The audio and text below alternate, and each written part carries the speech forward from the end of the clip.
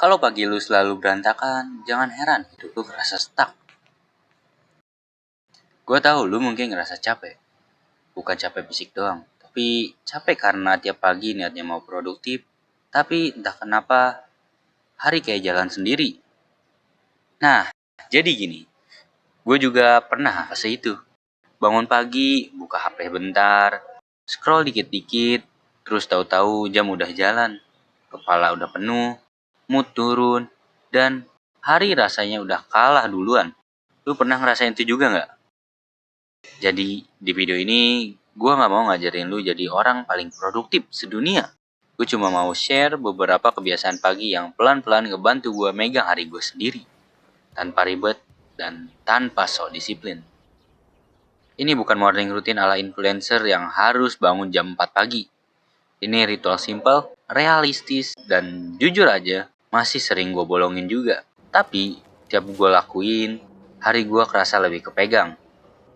Ayo kita bahas pelan-pelan satu persatu. Prinsip pertama yang gue pelajarin itu gini. Produktif itu bukan soal ngerjain banyak hal, tapi soal kondisi kepala waktu mulai hari.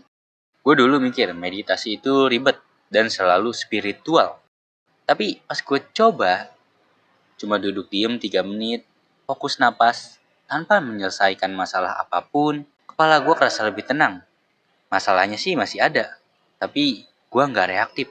Aksinya simple, duduk santai, tarik napas 4 detik, tahan 2 detik, hembuskan. Lakuin itu 3-5 menit. Nggak perlu fokus sempurna, cukup sadar napas. Dan setelah kepala agak beres, biasanya satu hal lagi yang masih ketinggalan, badan.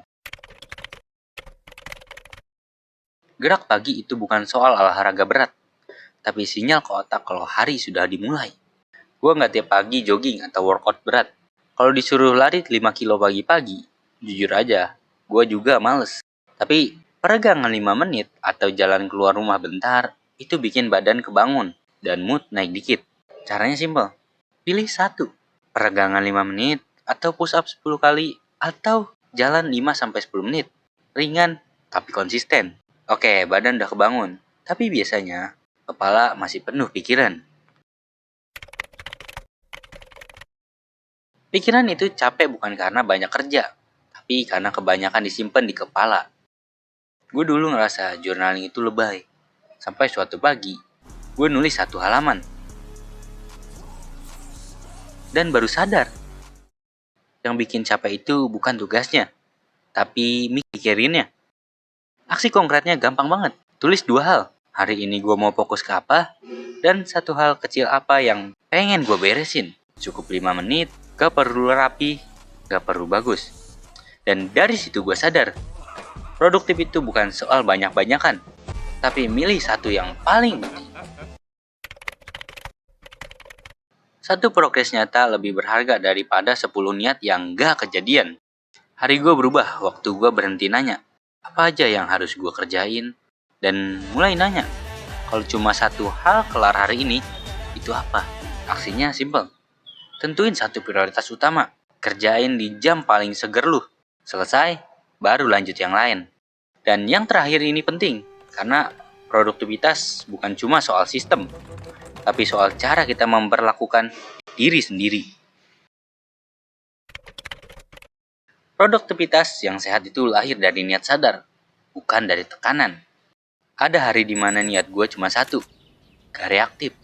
Dan anehnya, hari-hari kayak gitu justru lebih produktif. Aksinya simple, sebutin 1 niat pagi ini. Hari ini gue mau hadir penuh. Hari ini gue mau pelan tapi jalan. Hari ini gue mau jujur sama energi gue. Dan dari semua ini, gue sadar pagi ini bukan soal jadi sempurna, tapi soal nyiapin diri. Kalau dirangkum singkat, meditasi pagi buat beresin kepala, gerak ringan buat bangunin badan, journaling buat nurunin beban pikiran, 1 prioritas utama buat megang arah hari, dan niat sederhana buat jalan tanpa tekanan. Ada 1 kutipan dari James Clear di Atomic Habit yang gue suka.